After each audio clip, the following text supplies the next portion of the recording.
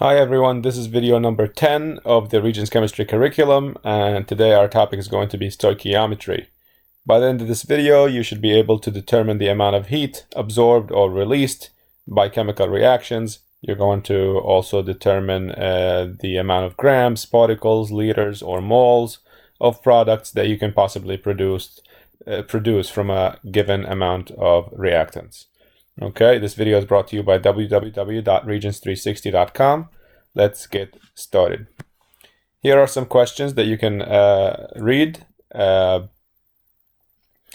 a look at table I, see the balanced equation for NH3, and determine whether the following statements are true or false. Take a moment, pause the video, see if you know the answers to these questions. If you don't know the answers to these questions, don't worry. You should be able to answer all of them by the end of this video.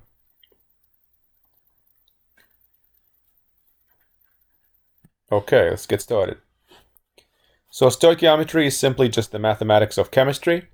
We're going to start with simple concentrations calculations. This is not really much stoichiometry. It's just basically calculating the percentage of elements and compounds. When we get to mole, we'll talk more about stoic, mole to gram, mole to liters, mole to particles, mole to heat. Okay, so let's get started. Percent composition. If you're asked about the percent composition question, simply just go to table T of your reference tables. Here's table T. And the percent composition formula is right here. Mass of part divided by mass of whole times 100. Okay. If you're asked about mole calculations, you can use this formula to convert moles to grams. Percent error. This formula. This says measured value minus accepted value. So obviously the accepted value is usually given to you, and if it's not given to you, you can probably get it from table S. Like the accepted densities are here. Okay. And let's get this party started. Okay, so percent composition is used to calculate the percentage of an element in a compound by following this formula. Percent of Ag and AgCl, the percent of silver and silver chloride is going to be the mass of silver, 108, divided by the mass of silver and chlorine together. How did I know the mass of silver? How did I know the mass of silver chloride? I simply just looked at the periodic table. Here's silver. The mass of silver is 107.868, so I rounded off to 108. And the mass of chlorine is about 35 grams per 1 chlorine. Okay. So that's pretty much it for percent composition of elements and compounds. Now, if we're talking about the percent composition of water in a hydrate, take, for example, this CuSO4 times 5H2O. So if you want to know how much water this copper sulfate has absorbed, you simply just have to calculate the mass of the water. So H2O, do it separately and multiply it by 5, since you have 5 of them. So the mass of one H2O, just a single H2O, the mass of that is 18 grams for a single H2O. How did I know that? Again, I went to the periodic table. The mass of hydrogen is about 1. The mass of oxygen is about 16. So H2O is 2 hydrogens, so that's a mass of 2. And O is 16. There's only 1 oxygen, so 16 plus 2 gives me a mass of 18 grams for 1 mole of water. Okay?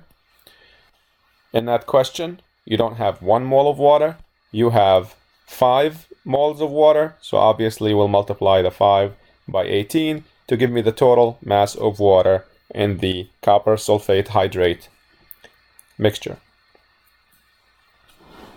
Now the mass of the whole thing is going to be the mass of the water plus the mass of the water plus the mass of the copper sulfate. So that would be your 90 grams plus whatever the mass of copper sulfate is. Copper, you can see its mass, I believe it's about 64. Sulfur is about 32. And oxygen is about 16, but we're multiplying the oxygens by 4 since we have 4 of the oxygens. And then you add all your answers together and you'll get the mass of the copper sulfate alone. You add that to 90 and you'll get the mass of the entire copper sulfate hydrate. And that would be 250. Okay, now to calculate the percentage of water in copper sulfate hydrate, you simply just take the 90 divided by the 250 and multiply it by 100, and you'll learn that 36% of copper sulfate hydrate is made of water. Okay. Now, mole-to-mole calculations.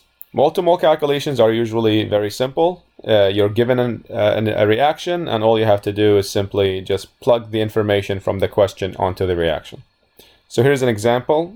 If you're given 2 moles of Na plus 1 mole of chlorine, 2 of the NAs plus 1 of the Cl2s, you'll get 2 moles of sodium chloride. So this reaction is usually given to you, and it's usually balanced. If it is not balanced, obviously you'll balance it. If it is not given to you, you'll have to actually write it out.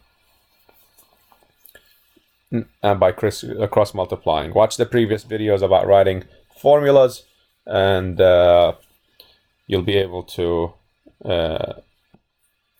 write out formulas and write reactions. I believe it was video number for writing formula.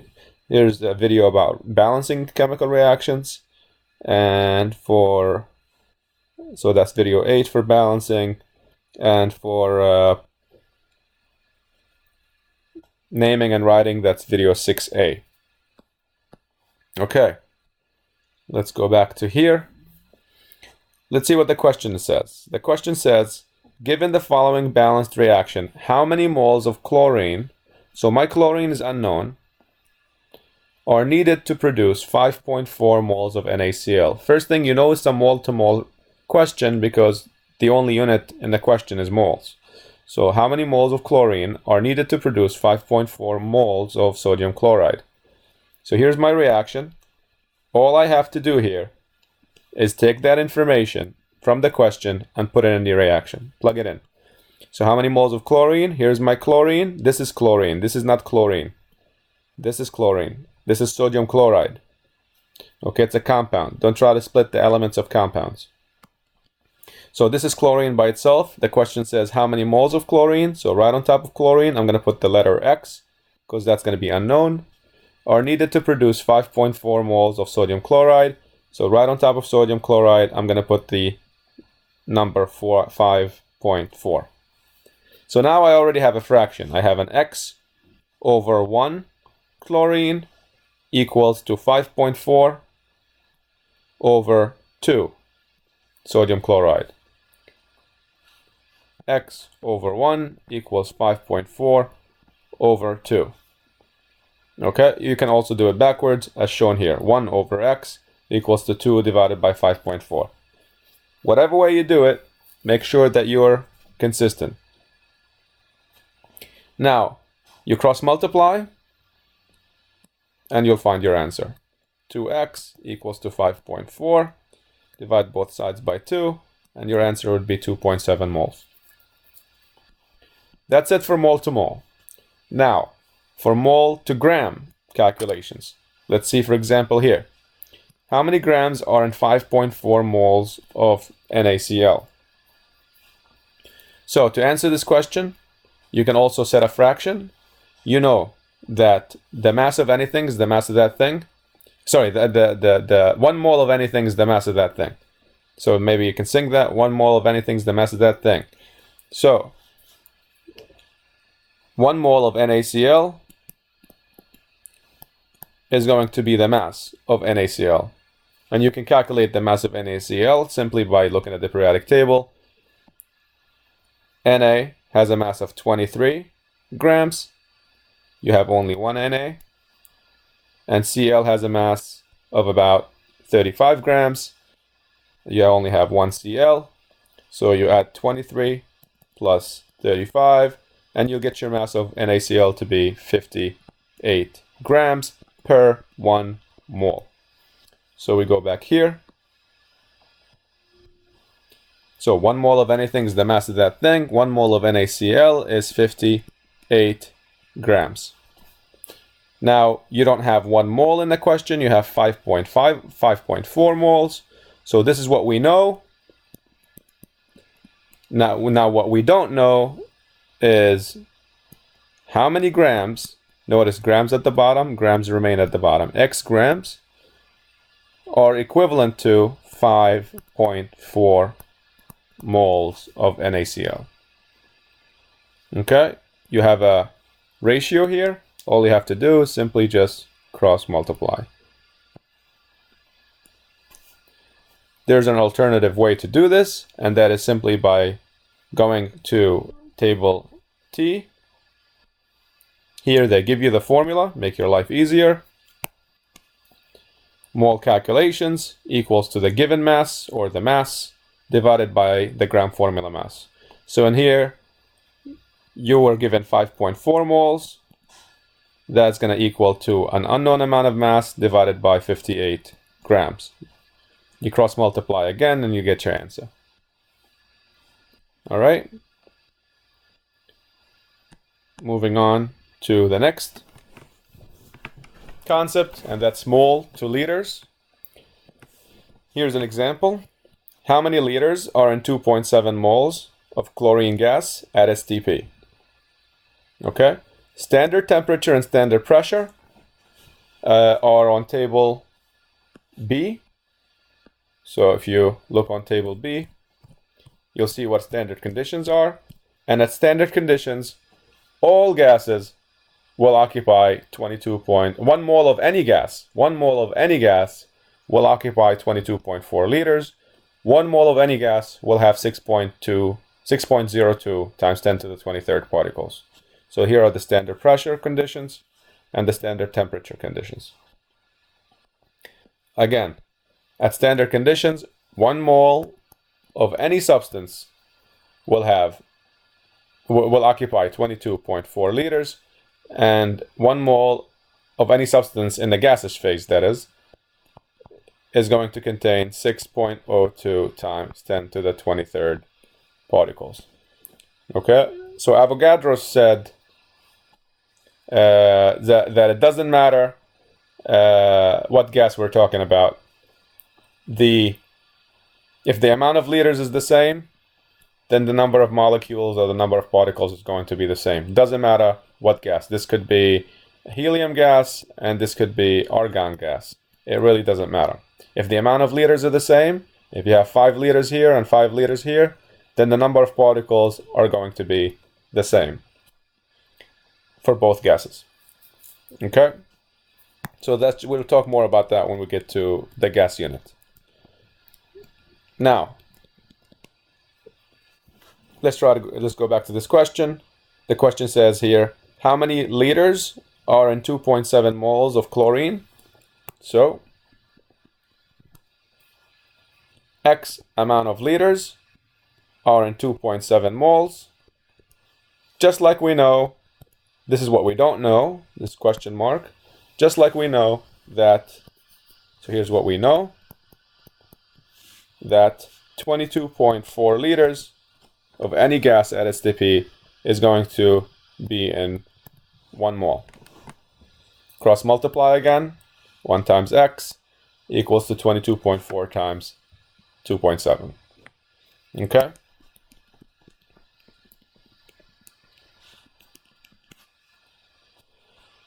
Moving on to the next concept, and that's mole to particles. We already said the same thing. How many particles are in 2.7 moles of chlorine at STP? So 2.7 moles, what we don't know is how many particles, X particles, are for 2.7 moles. And what we do know is 1 mole of any gas at STP is going to contain 6.02 times 10 to the 23rd particles. Cross multiply again, and you'll find your answer. Okay, before I move on to mole to heat, I just want to discuss something that's a little more complex. Sometimes you may be given a question. Let's go back to the original reaction. So here's the reaction. Sometimes, actually, let's use something from table I, something that's a gas. So here, we're going to go to table I. Okay, let's look, for example, at this reaction here. Okay, so it's all gases. Now, the question that you could get would be something like this. How many grams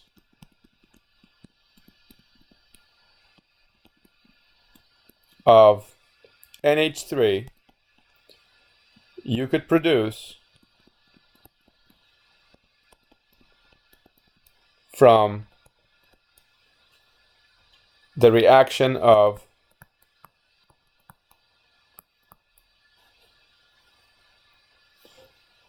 let's say 22.4 liters of hydrogen gas. So how many grams of NH3 you could produce from the complete reaction of 22.4 liters of hydrogen gas with a sufficient amount of nitrogen gas. Okay, so now to answer this question, first thing first, you need to know how many moles is 22.4 liters. You have to convert your liters to moles. You got to go from liters to moles. You got to go from moles to moles. And then you got to go from moles to grams. So liters to moles to moles to grams. Okay? Now some people will teach you dimensional analysis. To answer this question, I'm going to have a different video eventually about this, and I'm not going to go over it now. I'm just going to teach you fraction right now, so you can go over it using fractions. So we said 22.4 liters. We know that 22.4 liters at STP is 1 mole. Okay, so that means I have a fraction here. I'm going to have, what I know is that 3 moles of H2 can produce 2 moles of ammonia. So 3H2 can produce 2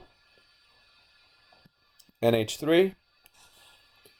And I do know that I have 1 mole, 22.4 liters. 22.4 liters of H3 is 1 mole. So I have 1 mole of H2. Notice H2 on top, it stays on top, over X amount of NH3. I can cross multiply here. 2 times 1 is 2, and that equals to 3x. Divide both sides by 3. So x equals to 2/3 of a mole. So my 22.4 liters, aka as known as 1 mole of H2, can only produce 2/3 of a mole of NH3. Okay, so now I'm gonna have to convert 2/3 of a mole of NH3 to grams. So 2/3 of a mole is 0.66. 0.66 mole of NH3 equals to an unknown amount of grams, just like 1 mole of NH3 is going to equal to, I can look at the mass of NH3, and remember 1 mole of anything is the mass of that thing. So 1 mole of nitrogen is 14, plus 3 gives me 17. 1 mole of NH3 is going to be 17 grams. I knew that from the periodic table. Now all you do is simply just cross multiply and you'll get your answer. So X equals to 0.66 times 17. Okay, so that's a more advanced stoichiometry question. Now, the next concept is going to be moles to kilojoules. So, here, how much heat is released when 1 mole of aluminum oxide is synthesized. So here I use the word synthesized. So we look at table I, and we see that aluminum oxide has this amount of kilojoules. A negative sign means that you are going to be releasing that much heat. A positive sign means that you need to absorb that much heat. So here we have a negative sign, which means in order for me to synthesize aluminum oxide, I'm going to release that much heat. But the question here is asking for 1 mole of aluminum oxide. Table I shows me the amount of heat produced for, notice here, 2 moles of aluminum oxide. So all you have to do is take your 3351 and divide it simply by 2. And you'll get your answer. In this case, it would be 1675.5 kilojoules are released upon the synthesis of 1 mole of aluminum oxide. Notice I didn't put a negative sign, but I did write the word released. So you can either just say X equals to negative 1675.5 kilojoules, or you simply just say 1675.5 kilojoules are released. Okay? Now, very important that you read this statement. No, not this one. Well, this we already talked about. But very important that you understand that in here, the question specifically said the word synthesized. And what's happening on table I is that we're actually synthesizing aluminum oxide. If the question here said, calculate the amount of heat